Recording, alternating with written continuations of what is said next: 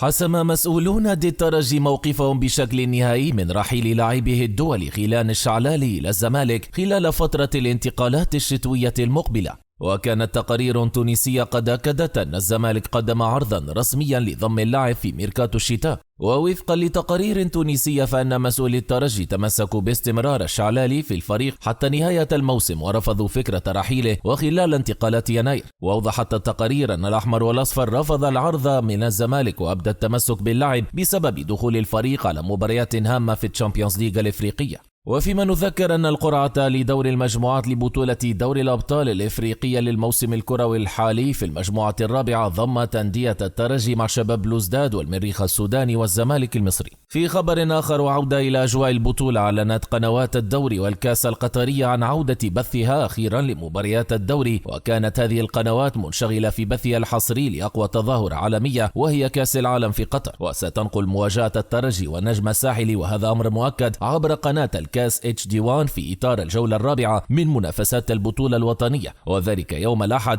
25 من ديسمبر بداية من الساعة 2 ظهرا، وذلك بتوقيت تونس المحلي. وينتظر الترجي مباريات قوية هذا الشهر، حيث ينزل ضيف على الملعب التونسي غدا إن شاء الله، ولم يتأكد بعد إن كانت الكاس سوف تنقل المقابلة أم لا، وإلا سوف تكون موجودة على البث على منصة الإن سبورتس التونسية. ختاما، أعلن نادي المريخ السوداني عن ملعب مباراته في دور المجموعات لدوري الأبطال الإفريقية، حيث ستلعب مباريات الفريق السوداني على ملعب الجوهرة الزرقاء والتابع لغريمه التقليدي الهلال، وبذلك تم تحديد ملعب المواجهة المرتقبة بين المريخ والترجي لحساب الجولة الخامسة إياب، وستكون يوم 31 من مارس لعام 2023.